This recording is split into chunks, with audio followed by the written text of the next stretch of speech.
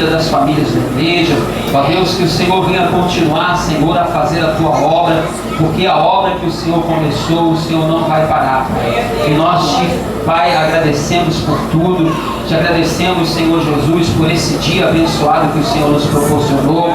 Que esta palavra venha cair num terreno frutífero e venha produzir frutos, Senhor. Ó Pai, como foi pregado aqui na quinta-feira, esses frutos venham, Senhor Jesus, ó Pai, ser acrescidos pela tua presença. No nome de Jesus que nós oramos e te agradecemos. Amém. Podem se assentar. Eu pedi a você que abrisse no livro de Atos, né, que é o livro histórico do Novo Testamento. É o livro histórico do Novo Testamento, que fala do desenvolvimento, do crescimento da igreja no mundo antigo, né? Depois da ascensão de Jesus, que Jesus ressuscitou, o Espírito Santo de Deus, né? Ele foi derramado sobre a sua igreja, né? Advindo da promessa que Deus assim o fizera através do seu Filho Jesus, e glória a Deus por isso, né? A igreja foi crescendo, tomando corpo, e é o que é hoje. Então nós sentimos no coração de trazer esta palavra para a igreja nessa noite. Atos capítulo 1, versículo 4. Vamos ler o 4, o 13 e o 14, né? Em certa ocasião, estando comendo com eles, ordenou-lhes: não vos ausenteis de Jerusalém, mas esperai a promessa do Pai, a qual disse: ele de mim ouviste. Pois João batizou com água, mas vós sereis batizados com o Espírito Santo, não muito depois destes dias. Versículo 13, versículo 12, vamos ler do 12. E voltaram para Jerusalém, do monte chamado das Oliveiras, que fica perto de Jerusalém, à distância do caminho de um sábado. Tendo chegado, subiram ao cenáculo, onde permaneciam presentes eram Pedro e Tiago, João, André, Filipe, Tomé, Bartolomeu, Mateus, Tiago, filho de Alfeu, Simão, o Zelote, Judas, filho de Tiago. Todos estes perseveraram unanimemente em oração e súplica com as mulheres e Maria, mãe de Jesus, e com os seus irmãos. Glória a Deus. Então eles receberam uma palavra de Deus, uma palavra vinda de Jesus, do Mestre. Olha, ficai em Jerusalém até que do alto sejais revestidos de todo poder. Eles receberam essa palavra. 2 deles se perderam lá indo no caminho de Emaús, né? Ao invés de ficarem em Jerusalém, eles prosseguiram para Emaús. Só que Jesus foi lá e trouxe eles de volta. E eles assim voltaram e permaneceram ali em Jerusalém. O que é interessante, irmãos, neste texto, porque esse texto fala, né? Depois que Jesus foi para os céus, ele fez uma promessa, que a igreja não ficaria órfã, que a igreja não ficaria desamparada, que a igreja não ficaria desabrigada, que a igreja não se desvaneceria, se acabaria, mas que a igreja estaria ainda sob os cuidados de Deus. E ele falou que era necessário que se permanecesse em Jerusalém, até que a promessa de Deus se cumprisse. E assim eles fizeram. O interessante, irmãos, que isso tipifica muita coisa para a nossa vida nos dias de hoje. Porque a gente vê que muitas pessoas estão seguindo um caminho contrário que a igreja primitiva assim iniciou. Né? A gente vê aqui claramente que eles o quê? Perseveravam. Eles ficaram ali até que a palavra e a promessa de Deus se cumprissem. Eles eram pessoas perseverantes. E nós vemos que hoje muitas pessoas, elas não são perseverantes. Elas, um dia ela quer amarelo, no outro dia ela quer azul, no outro dia ela quer vermelho. Ela não persevera. Ela não dá prosseguimento, não dá continuidade. Acredito eu, por causa da facilidade da vida, né? A modernidade, as pessoas hoje elas se distraem facilmente, elas têm muita distração ante os seus olhos, né? O mundo as seduz de várias formas, e a palavra de Deus diz aqui que eles não se deixaram levar, eles creram na palavra e perseveraram na na palavra. Então, irmãos, uma das grandes lições desse texto que eu aprendo é, primeiro, tem que se perseverar. A segunda coisa que eu vejo aqui também é o seguinte, que eles ouviram a voz do Mestre. Eles ouviram a palavra de Deus e proagiram sobre esta palavra. Eles não ficaram inertes sobre esta palavra. Eles não ficaram estáticos quando receberam esta palavra. Eles agiram quando ouviram essa palavra. Então isso nos traz uma grande lição, que para que se alcance a promessa de Deus, é necessário que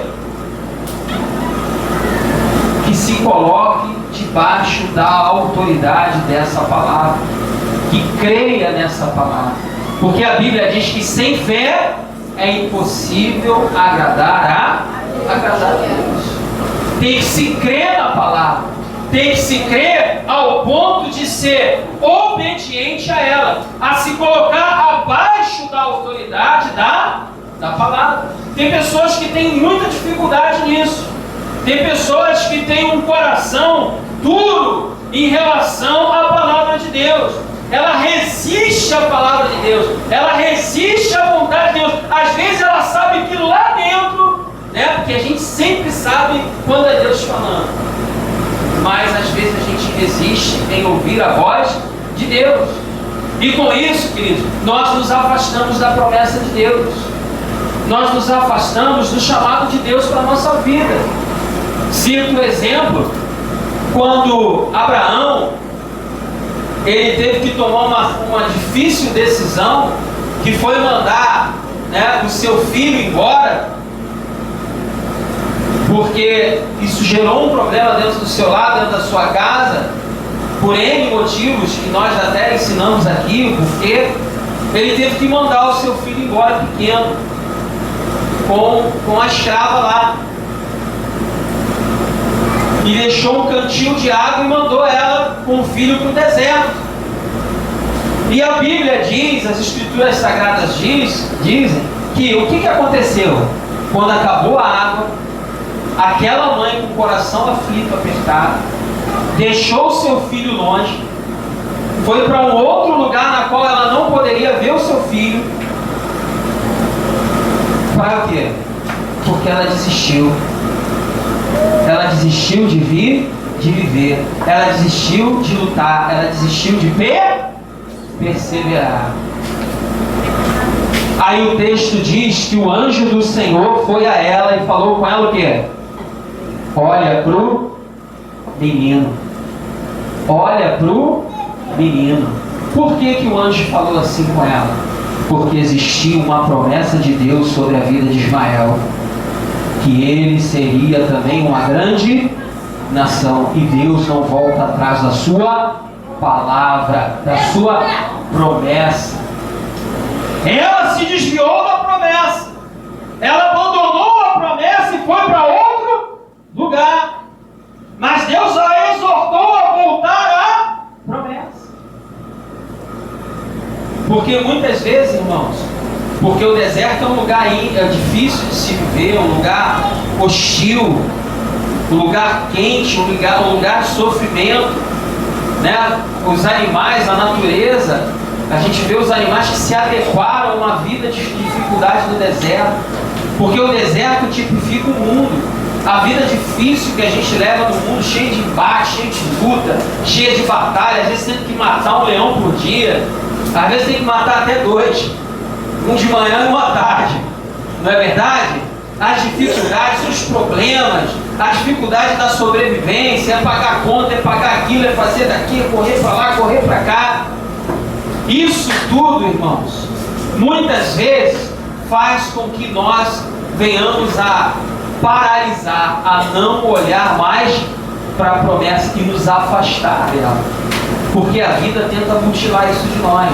Ela tenta mutilar o nosso relacionamento com Deus, a nossa vida com Deus. A pessoa já está com pressa de manhã, já acorda estressada, não ora mais, não para, não lê a palavra, não vê o que Deus tem para a sua vida naquele dia, o que Deus tem reservado para a sua vida naquele dia. Porque, irmãos, a gente sai de casa e não sabe se vai voltar. Então, por isso que a gente tem que estar estudado na palavra de Deus. Porque se o Senhor não guardar a casa, em vão vigia o sentinela. Se Deus não edificar, em vão é o trabalho daqueles que edificam. Porque quem faz é Deus, quem edifica é Deus, quem guarda é Deus. Ele quer de nós como eles, que nós venhamos a esperar na sua palavra, na sua promessa. E às vezes, irmãos, a gente perde foco, porque não somos perseverantes. Paulo, quando escreve a sua carta pastoral a Tito, ele diz: olha, Deus procura um povo especial, zeloso e de boas obras. Vai lá no dicionário Aurélio, né, cito o exemplo dele, o que quer dizer zeloso?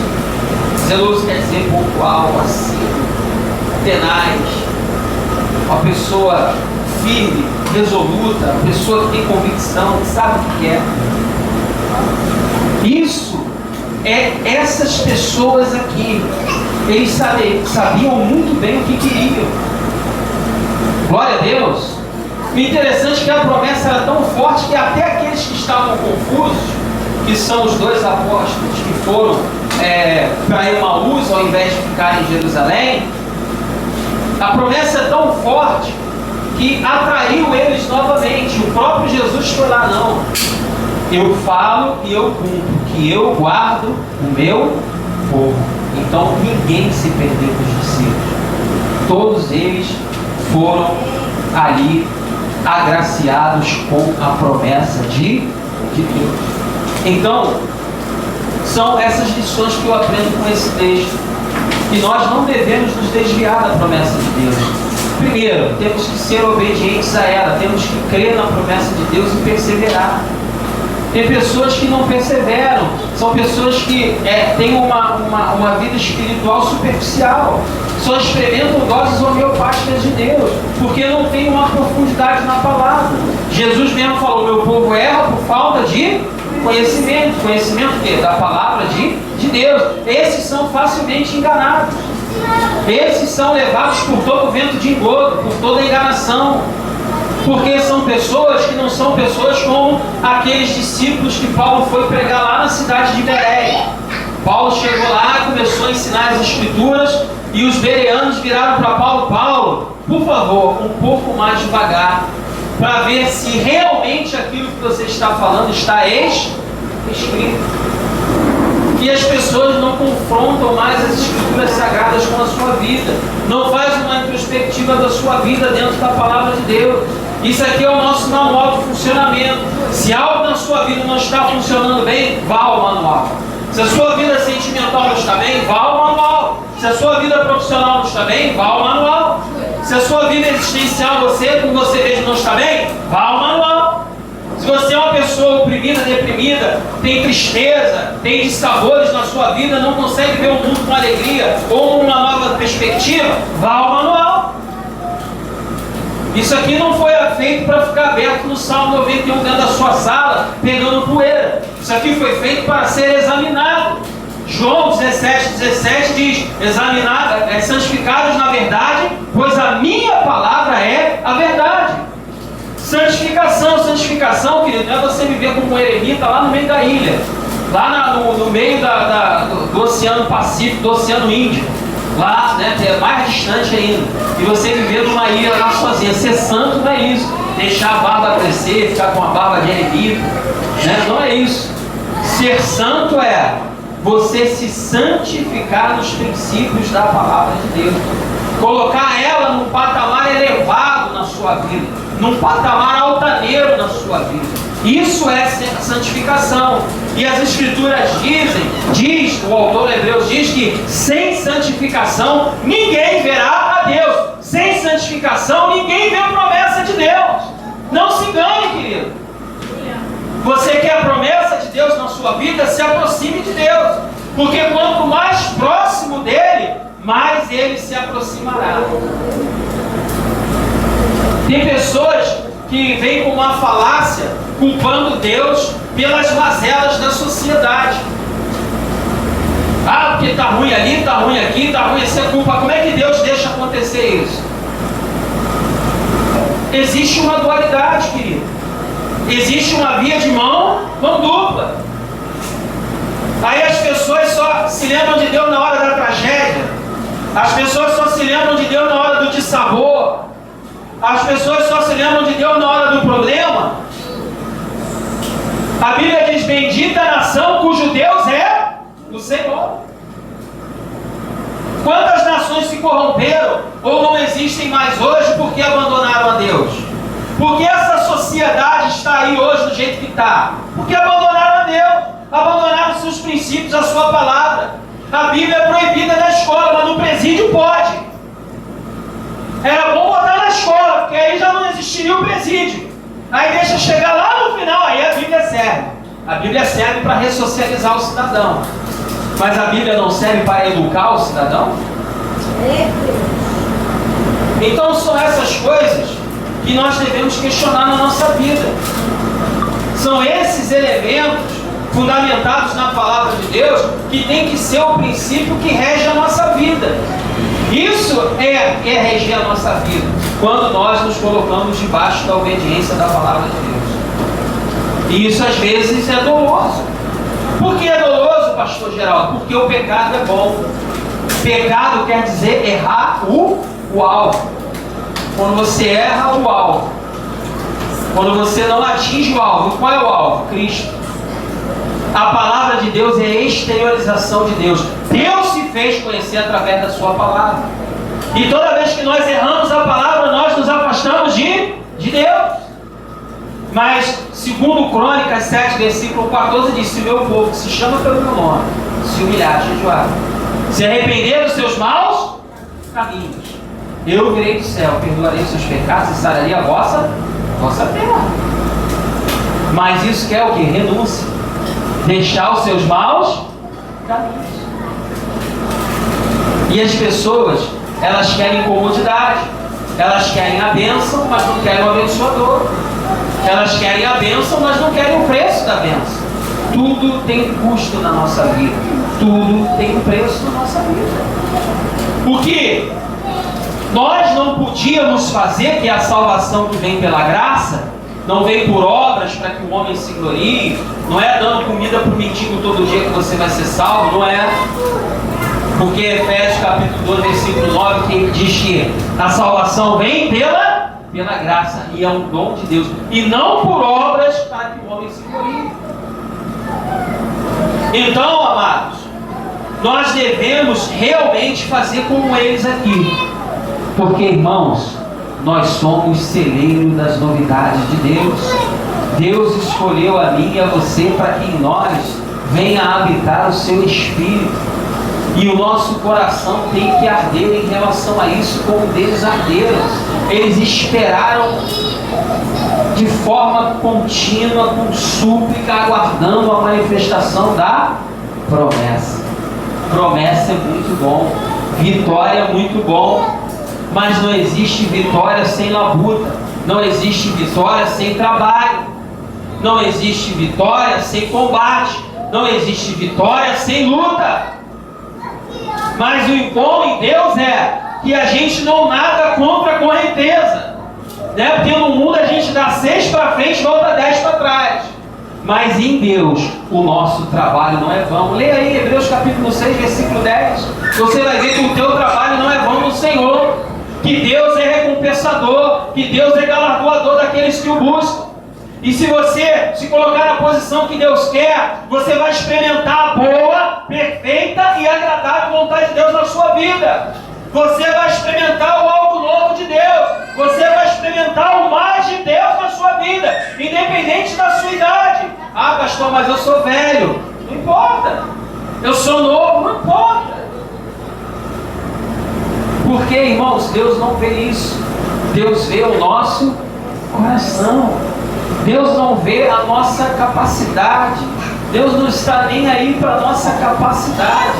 Deus está preocupado com o nosso coração. Me dá o teu coração, que é a fonte de todos os desígnios humanos. Eu quero o seu coração, dai-me o teu coração. E a Bíblia diz que os olhos do Senhor são como bolas de fogo, a passear sobre a terra, procurando adoradores que o adorem em espírito e em verdade.